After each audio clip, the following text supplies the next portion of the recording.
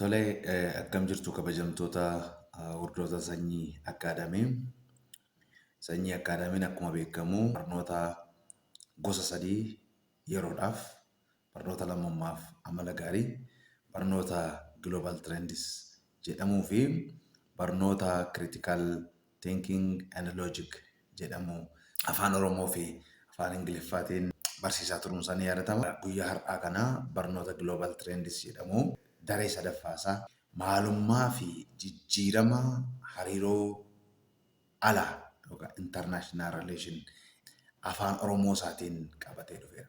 Kanaan dura leseniidhuma kana afaan Ingiliffaa isaatiin dhiyeessuun ni yaadatama.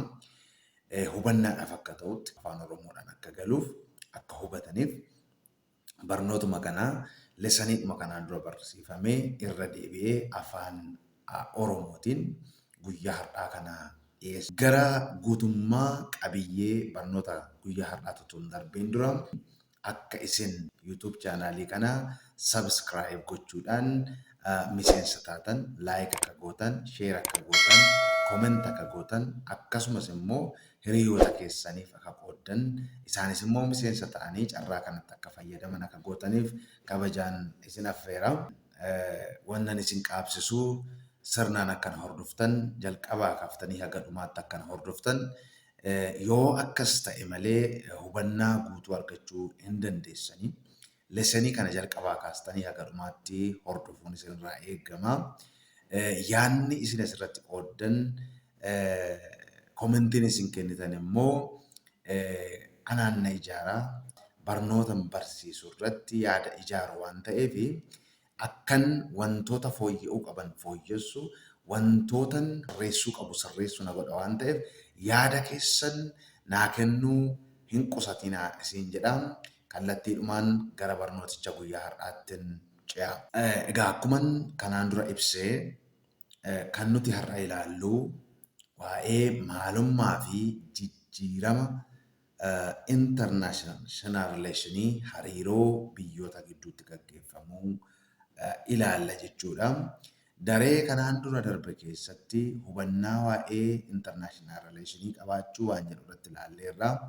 Akkasumas immoo lesanii tokkoffaa irratti waa'ee naashinaalizimii sabboonummaa, waa'ee sabummaa fi akkasumas immoo waa'ee biyyaa ilaallee turre. Isarraa kaasee egaa waa'ee hubannaa international relationii kana qabaachuun maal akka ta'e ilaalleerra.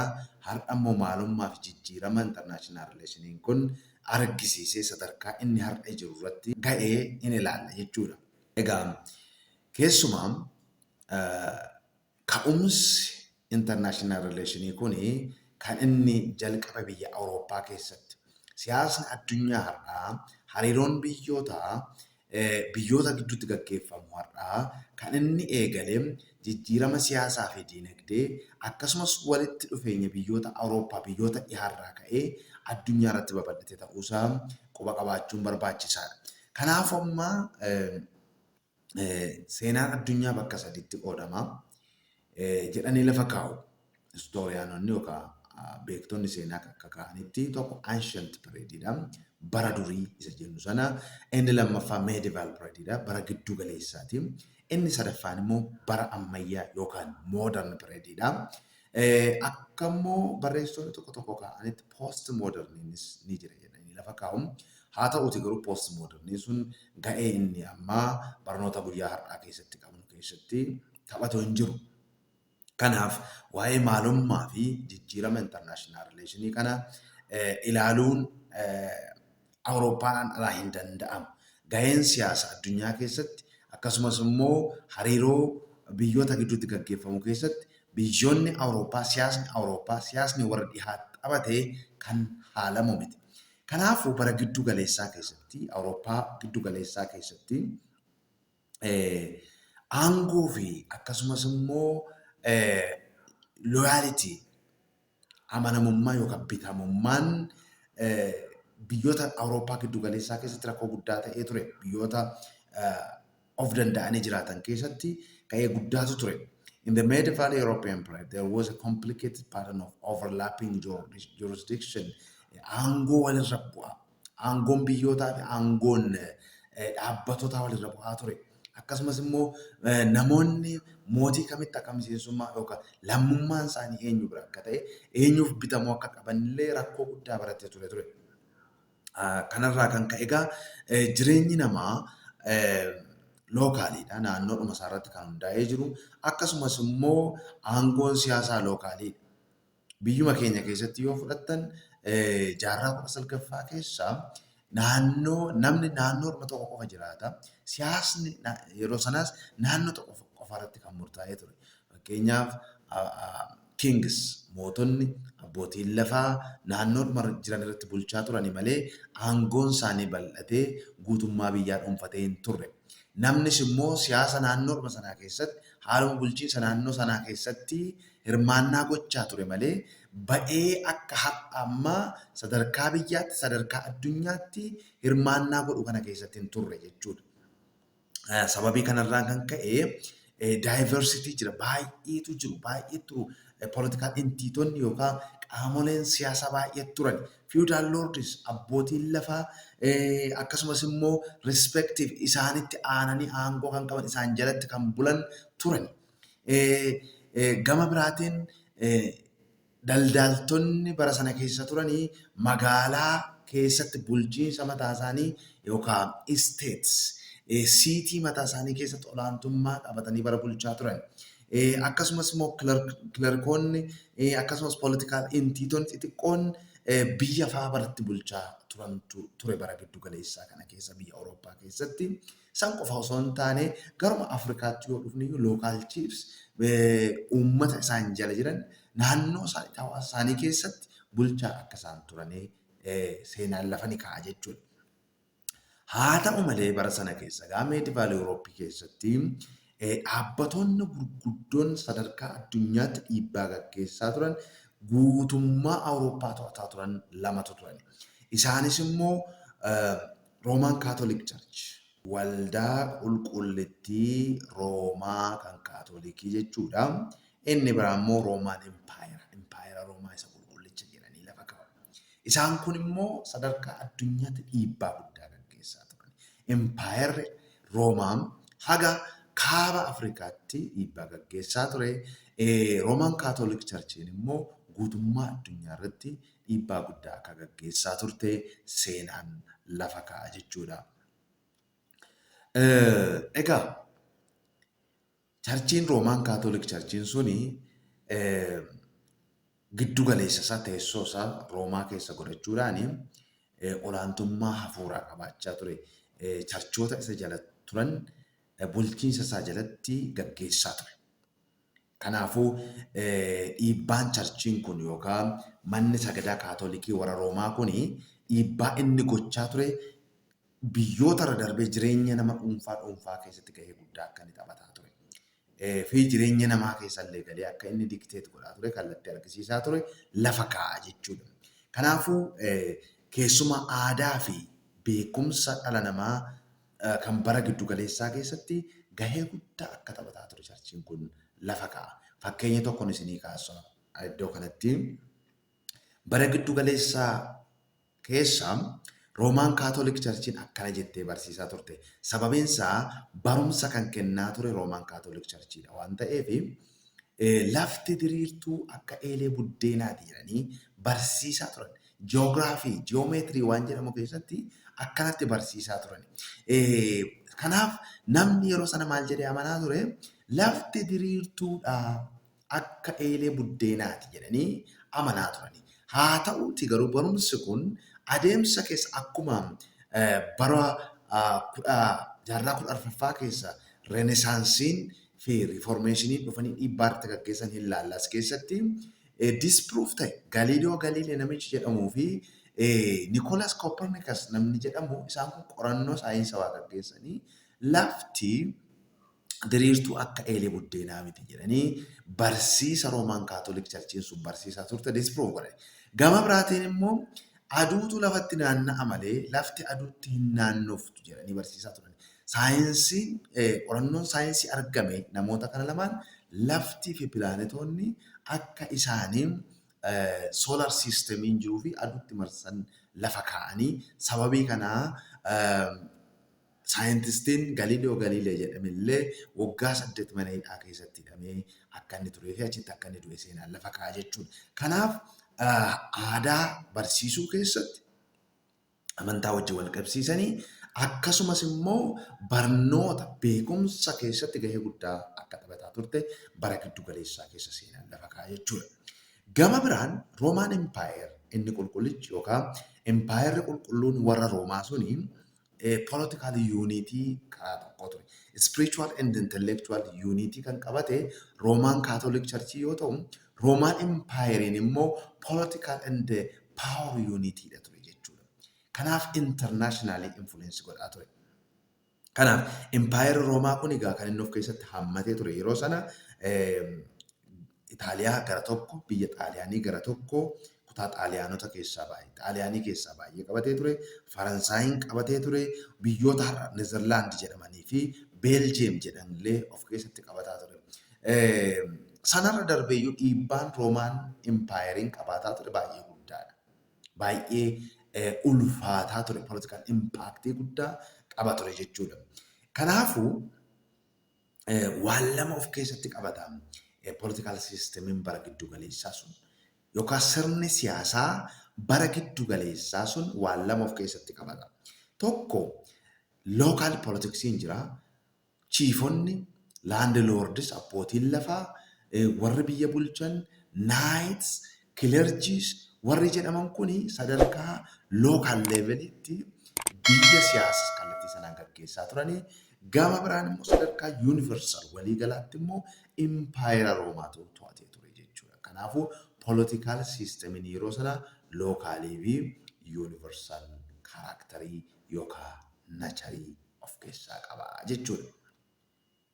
Jaarraa 14ffaarraa kaasee garuu haalli siyaasaa yeroo sana akkasumas kanaan Roomaan Empayeriin Roomaan Kaatolik Charchiin dhiibbaan guddaan isaanitti dhufe. Mormii guddaan isaanitti dhufe. Sababiinsaa biyyoonni of danda'an mul'achuu jalqaban siyaasa bara giddu galeessaa keessatti of danda'anii eenyummaa isaanii walabummaa isaanii mirkaneeffachuuf aangoo Roomaan Kaatolik Charchii fi aangoo Roomaan Empayeriin mormuu jalqaban jechuudha. Kanaafuu dhufaniitu siyaasa sadarkaa naannootti local political entity-dhaan gaggeeffamuu fi sadarkaa addunyaatti Roomaan Empayeriidhaan gaggeeffamu gidduu seenan. Walitti dhufeenya isaan kana gidduu jiru kutani jechuudha. Warri naannoo jiran akka isaan Roomaan Empayerii wajjiniin quunnamtii hin goone, warri immoo gaara jiran akka isaan warra lookaalii wajjin quunnamtii hin goone gidduu seenanii chaalenjiitti uumanii jechuudha.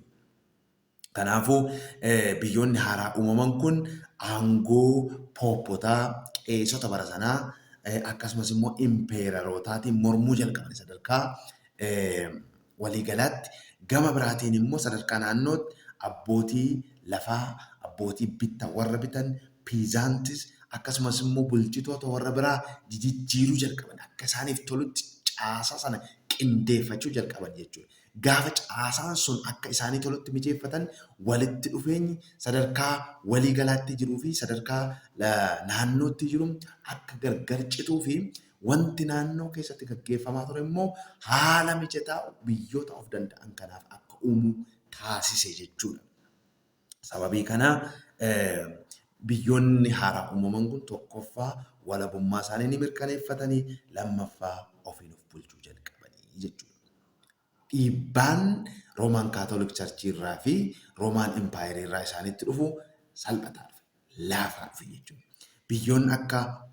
Biyyoota akka Ixaaliyaa keessatti city states kan akka Florence, Venice, Ravenna, Miilaan warri jedhaman kun adeemsa keessa Roomaan Kaatolik Charchii jalaas Roomaan Empaayerii jalaas of danda'anii walabummaa isaanii mirkaneeffatanii. Kanaaf aangoo fi influensiin dhiibbaan Roomaan Empaayerii fi Roomaan Kaatolik Charchiin uuman dadhabaa dhufe jechuudha. Biyya Jarman keessatti eenyutu biishooppota naannoo amma manni sagadaa biraanchii damee gaafa horattu gama Pirotestaantiitiin wangeelaawii ta'uu danda'a, paastarii ta'uu danda'a, achi ergitii muuddee ergitii gara Ortodoksiis akkasuma gara Kaatolikiis akkasuma. Kanaafi achirratti biyya fagootti gaafa tajaajilaaf yookaan charchiin tokko banamu eenyutu mirga biishooppii iddoo sanatti qeesii isa tajaajilu sana yookaan reverendii jedhanii kana eenyutu muuduu danda'a isa jedhu irratti wal lolaa ture. Impeeraroonni lakkinutu muudaa jedhu isaan kun immoo lakkinutu muudaa jedhu walitti bu'iinsa akkasii dhufe. Kanaafuu wal mormiin ka'e jechuudha biyya Jarman keessatti. Kun sababa influensiin Rooman Kaatolik Charchii dadhabaa dhufeef walitti bu'iinsi kun immoo biyyootaa fi gaggeessota biyyaa moototaa fi akkasumas immoo pooppota gidduutti uumame jechuudha. Biyya Faransaayii fi Ingilaandi keessatti biyya Biriteen keessatti mootonni aangoo pooppotaa yookaan poop sadarkaa waliigalaatti ajaja dabarsuu fudhachuu diduudhaan ofii isaanii indipendentilii aakti gochuu jalqaban. Ni didanii fudhannu ajaja keenya fudhannu jedhanii didani. Bara 1379 fi 1377tti Faransaay biyyi Faransaay poopponni iyyuu eessa akka taa'u qaban sentariin isaanii eessa akka ta'uu qabu akka isaan gara giddu galeessarraa lafa Avaynon jedhamutti gara Saawuzarn Fireensitti akka isaan sentarii isaanii achi geeffatan iddoo sanatti akka isaan ofiisii isaanii mana isaanii bakka waaqeffannaa isaanii ijaarratan dirqamsiiseera jechuudha mootiin biyya Faransaay. Kana jechuun maal jechuudha? Impeeraroonni gaafa of danda'an mootonni gaafa of danda'anii dhufan aangoo fi dandeettii warra kanaa irratti dhiibbaa gochuu jalqabanii humni isaanii laafaa dhufe jechuudha warra pooppii kana. Kanaaf biyyoon of danda'uu jalqabanii ofittummaadhaan ofii isaaniitii dhimma isaanii murteeffachuu jalqabanii mootiin to'annaa pooppii jala hin jiru jechuudha gaafsan. Kanaaf Ingilaandi keessatti illee akkasuma mootiin biyya Ingilaand poopponni yookaan bulchitoonni charchii kaatolikii akka isaan taaksii namarraan sassaabne gibira namarraan sassaabne mirga kanarra irraa kaasee jechuudha. Kanaaf taaksii kana mootiin ofiisa sassaabbachuu jalqabe mirgi gibira sassaabuu pooppii irraa fudhatame jechuudha. Egaa adeemsuma kanaan otoo jiramuu jaarraa 16ffaa keessumaa biyya Jarmaniitti bara 1517 riiformeeshin dhufee riiformeeshiniin kun immoo Maartin Luuteriin ka'ee olaantummaa Roomaan Kaatolik Charchii irratti kan ka'ee fi isa barsiisa isaanii dogoggora akka ta'e kan disprove godhu ture sosochiin kuni riiformeeshiniin jaarraa 16ffaa keessa gaafa dhufu kanaan dura kaayyoon pooppii fi Roomaan Impaayerii Awurooppaa tokko taate uumuu ture. Tokkummaa qabaate tokko taate sadarkaa addunyaatti dhiibbaa gaggeessuu dandeessu uumuu ture. Haa ta'u garuu gaafa charchii fi impaayerri kun dadhabaa dhufu kaayyoo fi karoorri isaanii objektiiviin isaanii ajendaan isaanii kun ni kufe jechuudha. Adda ba'uun charchii dadhabaa dhufuun charchii impaayerri dadhabaa ta'uun rakkoo guddaa uume jechuudha. Kanaaf riiformeeshiniin gaafa ka'u Protestaantizimiin uumame, Kalviinizimiin Roomaan Kaatolik Charchii irraa adda ba'e fottoqee barsiisa mataasaa qabatee namichi Joon Kalvin jedhamuun ka'ee Protestaantiin immoo namticha Luuter jedhamuun ka'ee inni kun dhiibbaa guddaa tokkummaa Roomaan Kaatolik Charchiin qabduu fi tokkummaa Impaayerii qabu sanarratti dhiibbaa guddaa uume jechuudha. Kanaafuu hordoftoonni Maartin Luuterii fi Joon Kalvin denominationii mataa isaanii qabatanii ba'anii barsiisa mataa isaanii doktiriinii mataa isaanii qabatanii ba'anii kanaan booda ajaja Roomaan Kaatolik Charchii irraa dhufu hin fudhannu ni morman jechuudha. Gaafa morman kana olaantummaan Roomaan Kaatolik Charchii sun dadhabaa dhufe. Aangoon ishii dadhabaa dhufe. Dhageettiin ishii dhaga'amuu dadhabde jechuudha. Fudhachuu didan ordarii achii dhufu isaan kun hordoftoonni kun fudhachuu didan jechuudha. Roomaarraa ajajni dhufu ni dadhabe jechuudha. Kanaaf Charchoonni haaraa uumaman kun egaa manneen sagadaa amantaan haaraa uumaman kun egaa biyyoota of danda'anii walabummaa isaanii mirkaneeffatan wajjin walitti hidhata uummatan tokkummaa uummatanii jechuudha. Kanaafuu carraa kana fayyadamuudhaan immoo mootonni ajandaa siyaasa isaanii kaayyoo isaanii galmaan gaachuuf amantaatti fayyadamuu jalqabanii jechuudha. Kanaaf guutummaa kanaaf Awurooppaa kaabaa keessatti charchiin Pirootestaantii isteet raanta mootummaa biyyaatu gaggeessuu jalqabe jechuudha. Achumaan lafti manneen sagadaa lafti amantaadhaaf kennamillee harka mootummaa galee jechuudha. Kanaaf mootonni kileemii yookaan nuuf mala aangoon nuuf mala kan jedhanii lookaal awutooritoonni abbootiin lafaa kilerjiin fiudaal loordis warri jennu kuni nuti bulchuu qabna olaantummaa keenya mirkaneeffachuu qabna waan isaan jedhan nuuf mala jedhanii isaan kana rijeekti gochuudhaan aangoorraa isaan kaasanii jechuudha.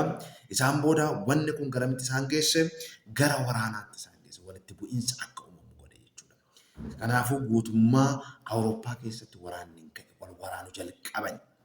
Kanaaf mootonni haaraa dhufan kun egaa of hundeessuudhaaf of jabeessuudhaaf piizaantotarra horsiisa bultoota ta'uu danda'u warra sadarkaa gadiirra jiran warra biyya sana keessa jiranirra taaksii gibira itti buusanii gibira ulfaataa gaafa itti buusan isaan kun immoo lakki gibirri kun nuuf hin maludhanii gibiran kaffallu jedhanii mootota wajjin wal waraanuu jalqabanii riivoluushinii kaasuu jalqabanii jechuudha.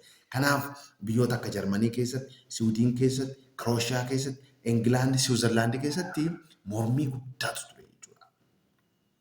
Mormii guddaatu ture. Mormiin guddaan kun immoo egaa baay'ee ulfaataa ture. Moototaaf handil gochuudhaaf baay'ee ulfaataa ture. Kanaaf rakkoo guddaa Awurooppaa keessatti uumeera. Kanaaf jaarraa 16ffaarraa kaasee egaa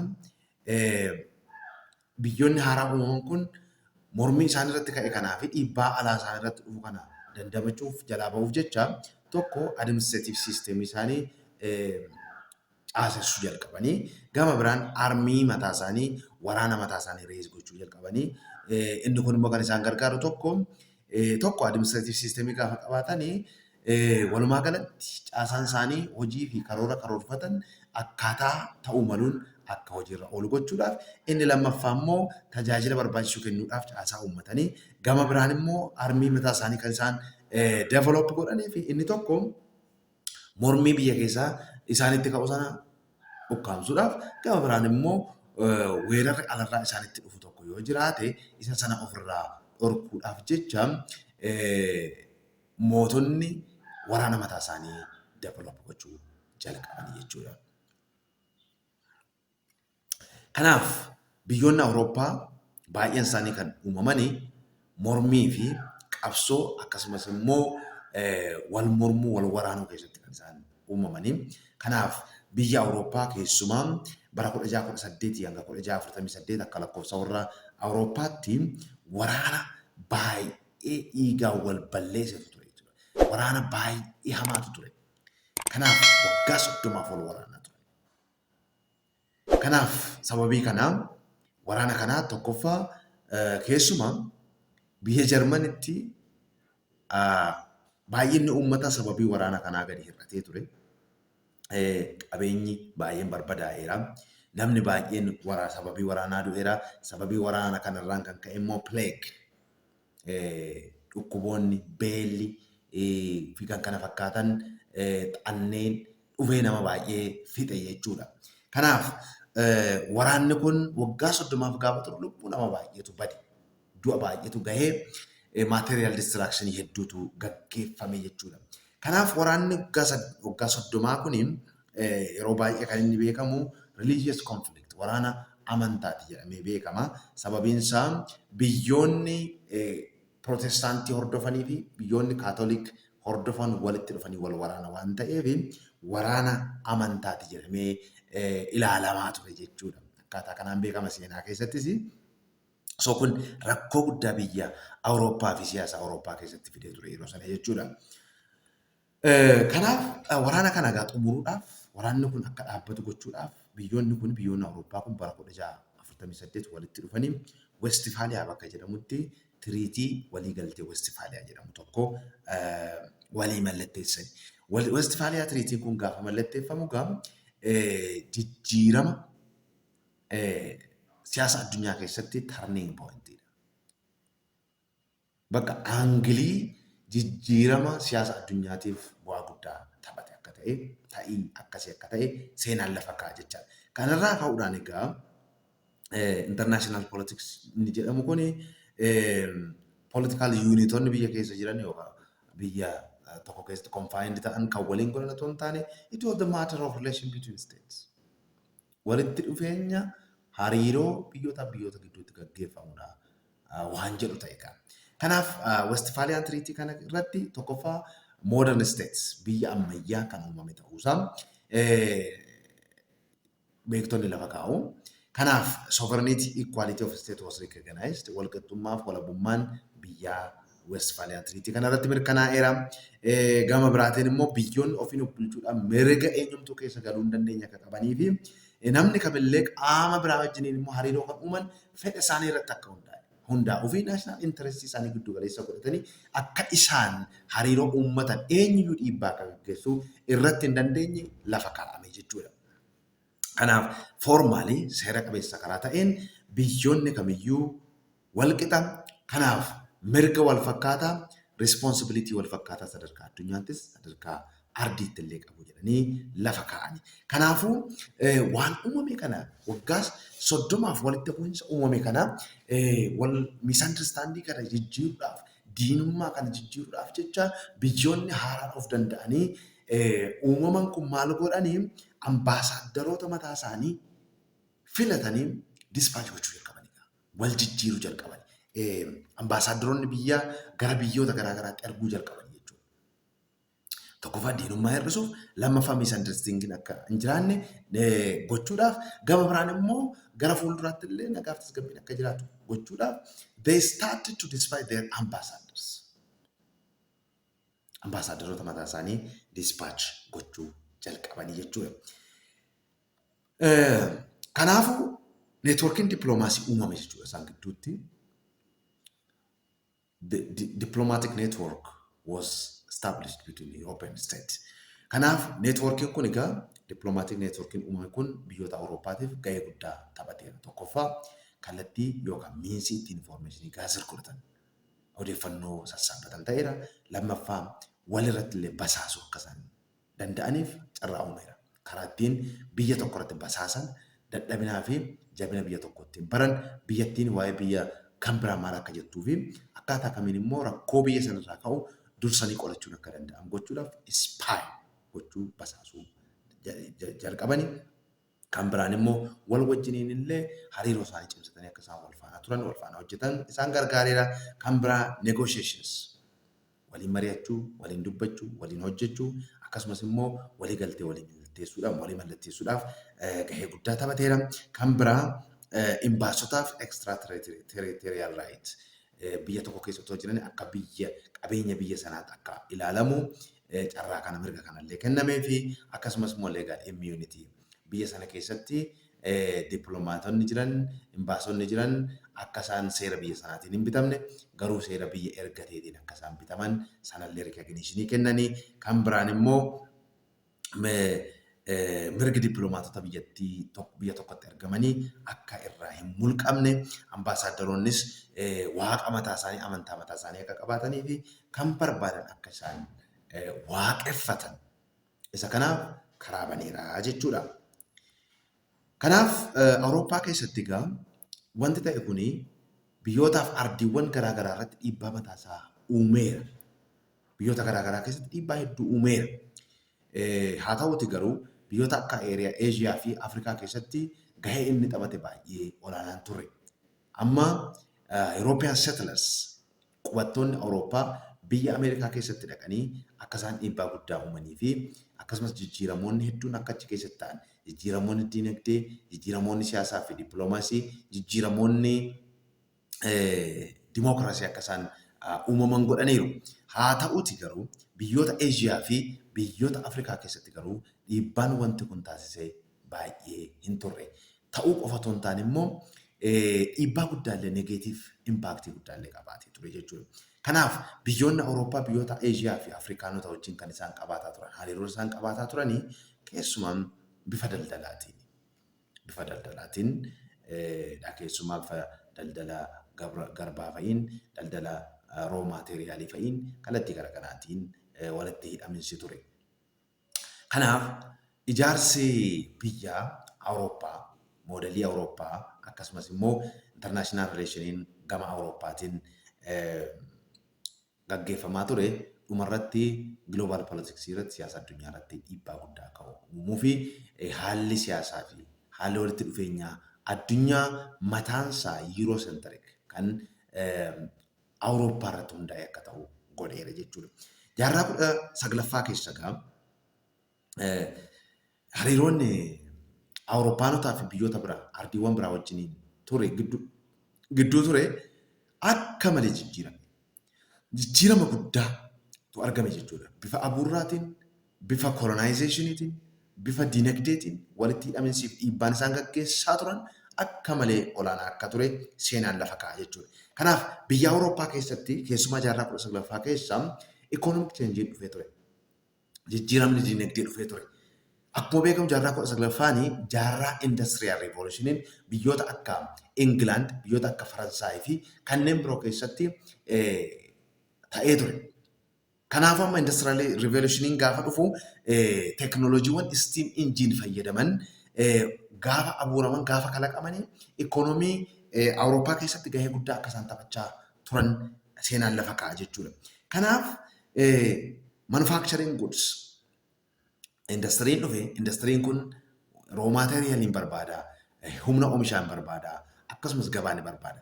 Kanaaf Awurooppaanonni gaafa isaan indastiriin dhaabbatan industirii kalaqatanii indastiriin kun immoo humna barbaadu jenneerraa roo maateeriyaalii barbaadu meeshaa dheedhii barbaadu jenneerraa akkasumas immoo gabaa barbaadu jenneerraa outputoonni yookaan piroodaaktoonni sun. Kanaaf gaafa oomishaan jijjiiramni dinagdee dhufu kuni Awurooppaanonni tokkoffaa roo maateeriyaalii barbaachaaf lammaffaa humna oomishaa barbaachaaf sadaffaa immoo gabaa barbaachaaf gara ardiiwwan biraatti tamsa'uu jalqabanii. Carraa kana barbaachaa eegalan. Kanaaf gara xumura jaarraa 19ffaa keessatti Awurooppaanonni keessumaa Afrikaa wajjin karaa wal qabatee fi biyyoota biroo wajjin karaa wal qabate carraa kana argachuudhaaf maal godhani koloneeffachuu jalqabanii jechuudha. Humna waraanaa isaanii kaasanii jara kana biyyoota Afrikaa keessumaa koloneeffachuu jalqaban. Kanaaf aangoo isaanii jabeeffachuudhaaf qabeenya isaanii cimsachuudhaaf isaan kun maal godhaa turanii nama biyyoota baay'ee qabachaa turanii. Keessumaa biyya baay'ee qabachuun koloneeffachuun akka simboolii yookaan mallattoo guddummaatti yookaan aangoo qabaachuutti akka inni ilaalamaa ture mirkaneeffama hubatamaa. Isaan qofaaf otoo hin taane koloneeffattoonni Awurooppaa kun baay'ee hamoo akka turanii fi biyyoota dhaqanii koloneeffatan irratti illee dhiibbaa cimaa, du'a cimaa, waraana cimaa akka gaggeessaa turan seenaan lafa kaa'a. Keessumaa Afrikaan dhihaa harka Faransaayii akka ture fi Indoo-Chaayinaan akka isaan harka Faransaayii turan kun immoo impaayera Faransaayii keessatti gahee guddaa akka qabaachaa turan. Jaarmanoonnii fi Ixaaliyaanonnis egaa waraana kana keessatti koloneeffannoo kana keessatti of jabeessanii biyya isaanii jabeessanii of jabeessanii biyyoota biraa koloneeffachuu akka danda'anii fi gahee guddaa taphachaa turan. Kanaaf keessumaa jaarraa bara 1914 waraana addunyaa tokkoffaa wajjin wal qabate Awurooppaan biyyoonni baay'een addunyaarra jiran baay'een isaanii harka Awurooppaanotaa akka turan seenaan lafa kaa'a. Kanaaf biyyoonni kolonaayiዝd ta'an kuni harka warra koloneeffattootaa kana turanii gaafa of bilisoomsanii haalli isaan biyya isaanii caasessan haalli isaan siyaasa isaanii caasessan mataansaa biyyoota koloneeffattoota kanaan dhiibbaa kan irratti uumamaa ture. Fakkeenyi inni jabaan iddoo kanatti kaasuu dandeenyu haala siyaasa Afrikaati. Siyaasni Afrikaa kan inni itti hundaa'ee caaseffama warra isa koloneeffatan irratti hundaa'eetu. Kanaafidha har'a biyya Afrikaa keessatti walitti bu'insi, wal waraansi, wal rukutuun tasgabbiif nagaan dhibamuu kan inni ta'e sababii kanaati jechuudha. Kanaafuu Awurooppaanonni immoo beekamtii kan isaan kennaa turanii biyyoota akkaataa isaan barbaadanitti caaseffamaniif jechuudha. Kanaaf kallattiin biyyoonni ittiin of danda'anii bilisummaa isaanii mirkaneeffataa turan karaa Awurooppaanonni barbaadaniin mirkaneessaniin akka ta'aa ture hubachuun hin danda'ama.